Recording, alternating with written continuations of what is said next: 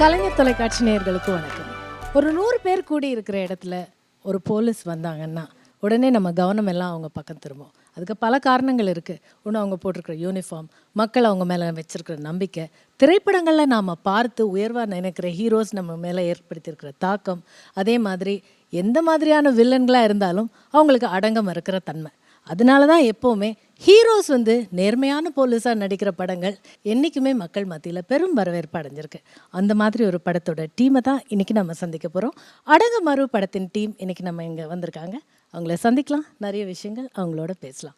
வணக்கம் சார். வணக்கம் எல்லாருக்கும் வணக்கம் அண்ட் வாழ்த்துக்கள். மீண்டும் ஒரு முறை ஒரு சிறப்பான படம் கொடுத்துருக்கீங்க sir. It's such a pleasure உங்களை பார்க்குறதுக்கு இந்த அரங்கத்தில். அடங்கமறு, நான் சொன்ன மாதிரி எப்போவுமே ஹீரோஸ் நேர்மையான போலீஸாக நடிக்கும்போது அந்த படத்துக்கு கிடைக்கிற வரவேற்பே ரொம்ப அதிகமான வரவேற்பு அப்படின்னு சொல்லலாம். ஸோ இந்த படத்தில் அந்த படத்தோட கெட்டப்லேருந்து நீங்கள் இன்னும் வெளியே வரலங்கிற மாதிரி இருக்கு சார். இந்த படத்தோட கதாபாத்திரம் உங்களுக்கு அவ்வளோ பெரிய தாக்கத்தை ஏற்படுத்தியிருக்கா? படத்தை பற்றி சொல்லுங்களேன்.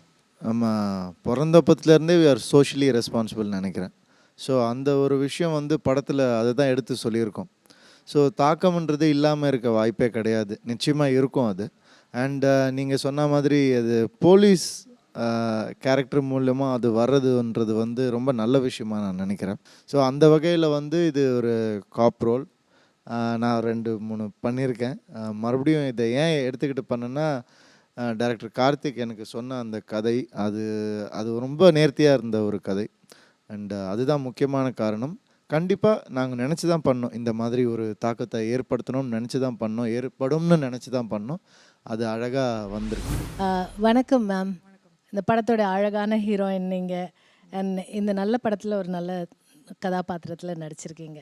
Tell us about how you feel being a part of this film. Obviously my character in the film, Anita, my character's name, and somebody who's very strong and sensible, not your damsel in distress who you need to save.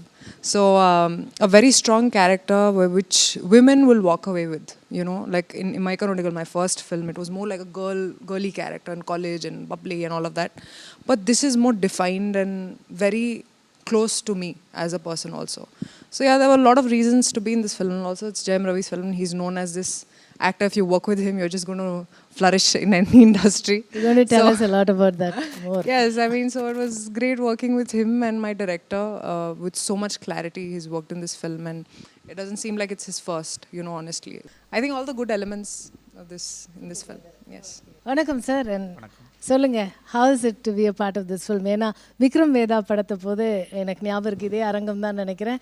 And வந்திருந்த எல்லாருமே உங்களை பற்றி they were raving about you and your music. And அங்கேருந்து இங்கே வரைக்கும் வேகமாக நிறைய படங்கள், நிறைய ஹிட்ஸ் கொடுத்துருக்கீங்க. அண்ட் இந்த படத்தை பொறுத்த வரைக்கும் பல முறை சொல்லப்பட்ட ஒரு கதாபாத்திரம், ஹீரோ கதாபாத்திரம் பல படங்களில் ஜெயிச்ச அந்த காப் கதாபாத்திரம் அப்படின்னு சொல்லலாம். நேர்மையானது எல்லாமே நமக்கு தெரியாதில்லை. But how does it get more interesting? அதுதான் உங்களுடைய பங்கு. சொன்ன மாதிரி இந்த படம் ஒரு நேர்மையான போலீஸ் அதிகாரி ஒரு அநீதிக்காக போராடுவார் அப்படிங்கிற ஒரு சிம்பிள் லைன் அப்படிங்கிற மாதிரி தான் எல்லாருக்கும் தெரியும். ஆக்சுவலி இதோட ப்ரெசன்டேஷன் அதுதான் என்னை ரொம்ப உள்ளே கொண்டு வந்துச்சுன்னு வச்சுக்கோங்களேன். இதோட ஸ்க்ரீன் பிளே ஏன்னா ரொம்ப டிஃப்ரெண்ட்டாக இருக்கும். ஒரு மிஷன் இருக்கும் இந்த படத்தில். அது எப்படி இருக்குன்னு கேட்டிங்கன்னா, அடுத்தது என்னங்கிறத உங்களால் ஜட்ஜ் பண்ண கூட முடியாது. அடுத்து இப்படி பயங்கர பரபரப்பாக போகும்.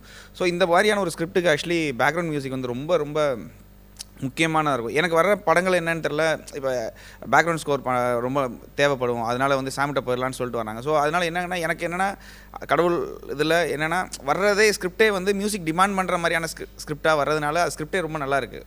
ஸோ இந்த படம் சொல்லவே தேவையில்லை, இதை நான் பண்ணேங்கிறதுக்கான நான் சொல்லலை, நான் ஒரு மேடைக்காகவும் சொல்லலை. உண்மையாகவே இதோட படம் நான் ரொம்ப ஆத்மார்த்தமாக ஒர்க் பண்ண படம் இதோட பேக்ரவுண்ட் ஆக்சுவலி. ஏன்னா நீங்கள் செகண்ட் ஹாஃப்லாம் பார்த்தீங்கன்னா மியூசிக் எங்கே என்ன பண்ணுறதுன்னு தெரியாமல் அப்படி இருக்கும். இதை விட பெட்டராக பண்ணணுமே திருப்பி பண்ண படம். இந்த படத்தில் ஒர்க் பண்ண நான் ரொம்ப ரொம்ப ரொம்ப பெருமையாக இருக்கிறேன். அதாவது நான் சொல்கிறது சும்மா சொல்லலை, உண்மையாகவே. ஏன்னா எனக்கு படம் பார்த்து முடித்த உடனே எனக்கே ஒரு ஓகே சூப்பராக பண்ணியிருக்கோம், ஏதோ ஒன்று ட்ரை பண்ணியிருக்கோம்னு சொல்லி தோணின படம்.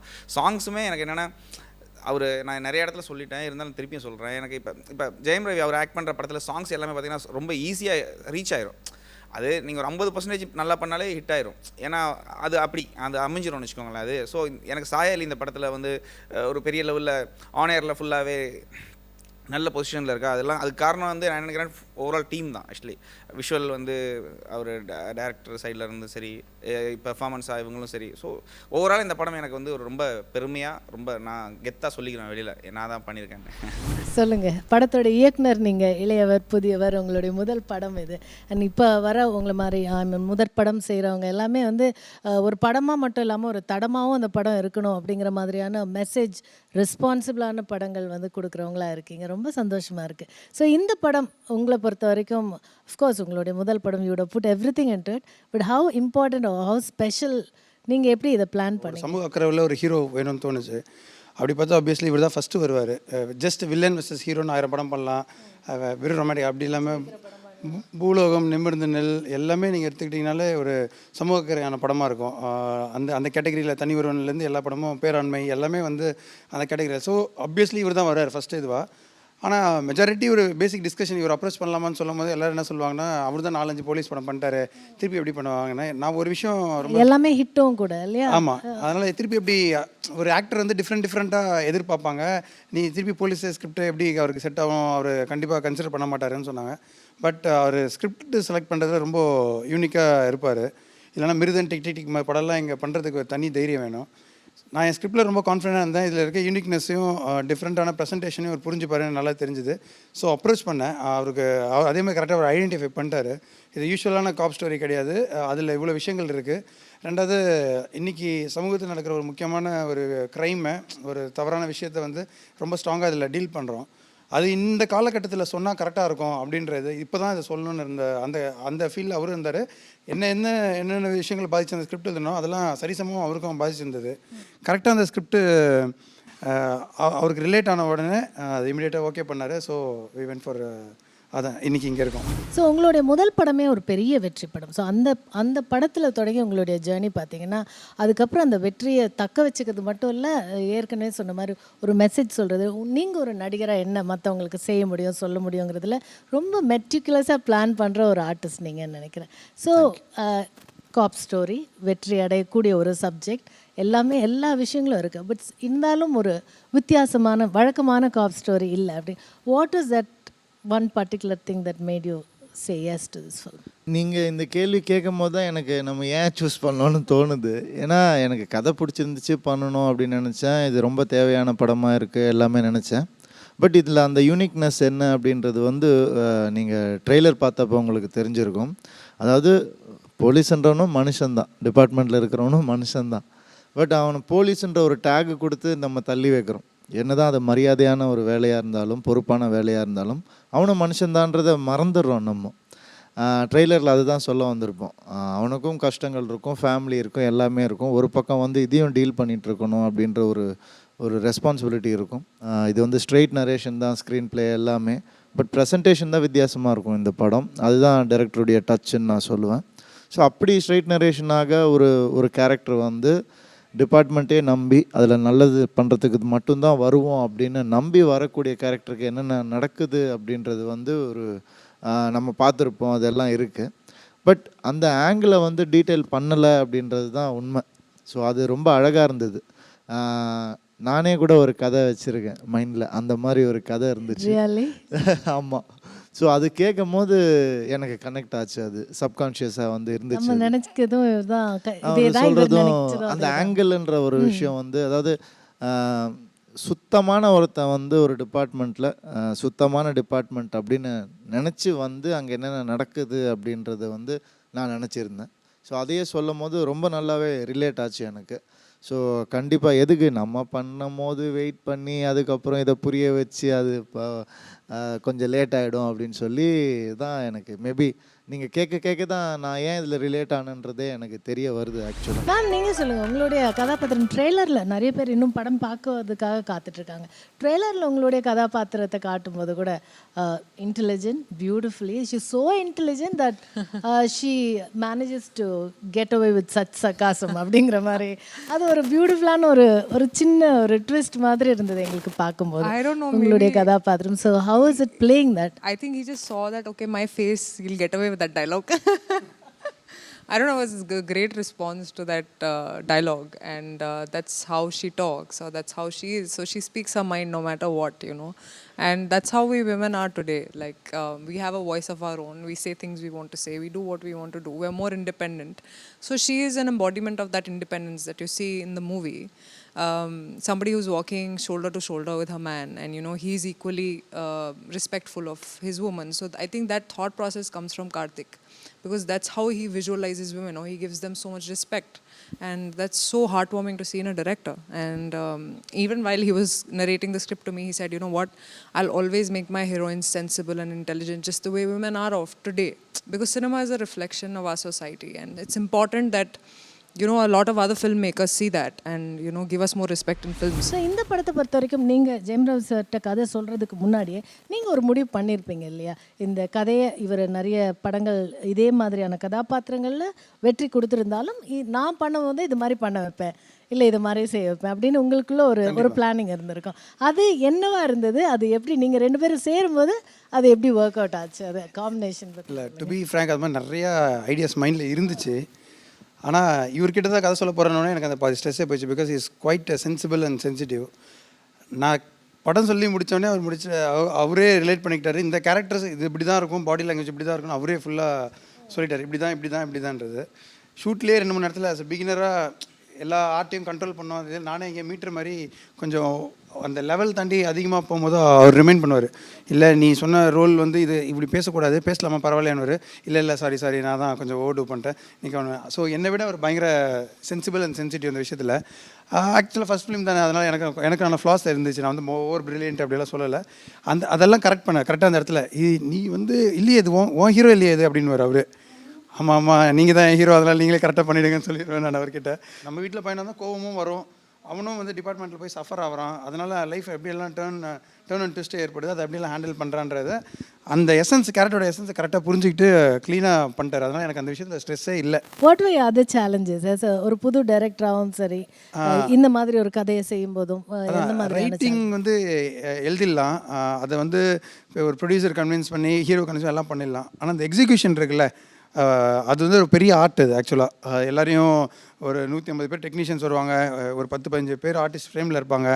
அந்தந்த கேரக்டர் அந்த ஆர்டிஸ்ட் மூடில் இருக்கும். அதெல்லாம் மீறாமல் பண்ணுறது குவைட் அ சேலஞ்சு தான். அது ஃபிலிம் பண்ணுறது வந்து நம்ம நினச்சது வந்து ஃபிலிமில் வருதா, விஷுவலாக வருதான்றதில் டே டு டே சேலஞ்சு தான் லைஃப் நமக்கு. அதனால் இன்ட்ரெஸ்டிங்காக தான் இருந்துச்சு எனக்கு அந்த போர்ஷன். அது அழகாக நல்லா கேதர் பண்ணிட்டேன்னு நான் நினைக்கிறேன்.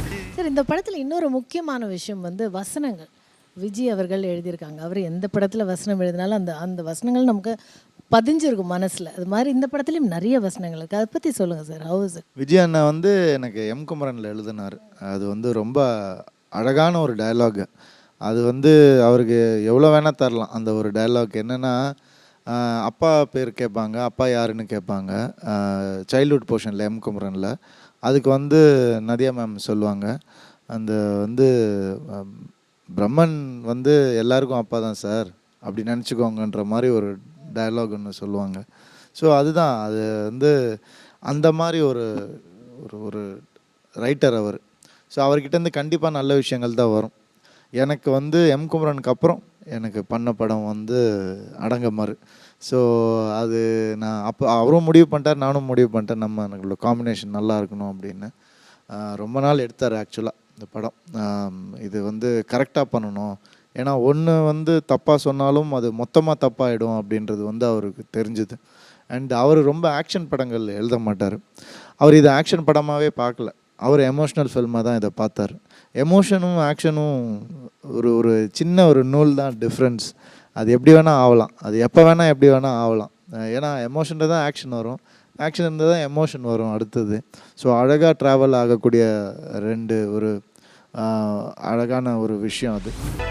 தொடர்ந்து மற்ற டெக்னீஷியன்ஸ் இந்த படத்தில் சினிமாட்டோகிராஃபர் வந்து சத்யன் சூரியன் பண்ணியிருக்காரு. அவர் ரொம்ப நல்ல பழக்கமானவர். மாயா, தீரன், அதிகாரம் ஒன்று இதெல்லாம் பண்ண சினிமாட்டோகிராஃபர். இந்த ஸ்கிரிப்ட் படமாக ஆக போகுதுன்னு முடிவு பண்ணோடனே நான் வேறு எந்த சாய்ஸும் இல்லை, ஒரே ஒன் அண்ட் ஒன்லி சாய்ஸாக அவர் தான் இருந்தார். Not because I know him very well அப்படின்றதுனால கிடையாது. அவரோட லைட்டிங் தனியாக ஒரு மூடு கொடுக்கும் ஆடியன்ஸுக்கு. அது வந்து ரொம்ப தேவைப்பட்டுச்சு இந்த ஸ்கிரிப்டுக்கு. ஏன்னா half of the script happens இந்த நைட்டுன்னு இருக்குது, சில எமோஷனல் ஏரியா இருக்குது, ஆக்ஷன் ஏரியா இருக்குது. இதெல்லாம் டீல் பண்ணுறது லைட்டிங் ரொம்ப முக்கியம்னு தோணுச்சு. ஸோ அவர் அதில் மாஸ்டர். அவர் அதில் ரொம்ப ரியலிஸ்டிக்காக தான் பண்ணுவார் அவர். எடிட்டர் ரூபன், அவரோட சப்போர்ட் இந்த படத்தில் ரொம்ப முக்கியம். என்னென்னா எமோஷனல் சீக்வன்ஸ் கட் பண்ணுறது தான் இருக்கிறதுல சேலஞ்ச். ஆக்ஷன் வந்து யார் வேணால் கட் பண்ணிடலாம், டக் டக்குன்னு கட் பண்ணிடுவாங்க, ஒரு சேசிங் கட் பண்ணிடலாம். அந்த எமோஷன்ஸ் கரெக்டாக கட் பண்ணணும். என்னென்னா மியூசிக்கு லென்த் வைக்கணும், இந்த இடத்துல வந்து ஓடு ஆகிடும்னா போர் அடிக்குது அப்படி ஆகிடும் டக்குன்னு, அதெல்லாம் பார்த்து பார்த்து கட் பண்ணோம். ஸோ அந்த ஏரியாலாம் ரொம்ப அழகாக இந்த அவரோட எடிட்டில் இந்த ஸ்க்ரீன் பிளே ரொம்ப நீட்டாக வந்திருந்தது.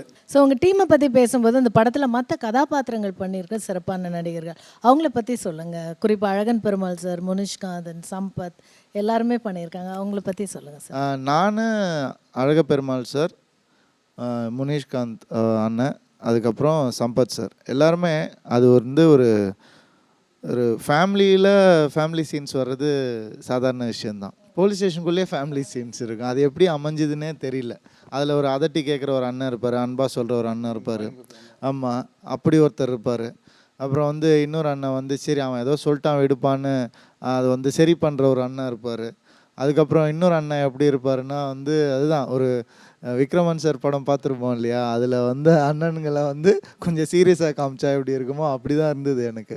ஸோ இவங்கெல்லாம் இல்லைன்னா ரொம்ப பொன்வண்ணன் சார் சொல்லிகிட்டே போகலாம். எல்லாம் நல்ல ஸ்ட்ராங் கேரக்டர்ஸ், 8 வில்லன் இருக்காங்க இந்த படத்தில். ஸோ இப்படி நிறைய நல்ல பில்லர்ஸ் படத்துக்கு. சார் இந்த படத்தோட ப்ரொடியூசர் பற்றி குறிப்பாக கேட்டே ஆகணும். உங்ககிட்ட கேட்கலான்னு நினைக்கிறேன். உங்கள் குடும்பத்திலேருந்து தான் ப்ரொடியூஸ் பண்ணியிருக்காங்க. ஏன்னா அவங்க 19 இயர்ஸை வந்து ப்ரொடக்ஷனில் இருக்காங்க, சீரியல்ஸ் பண்ணியிருக்காங்க, முதல் தடமாக இந்த படத்தை தயாரிச்சிருக்காங்க.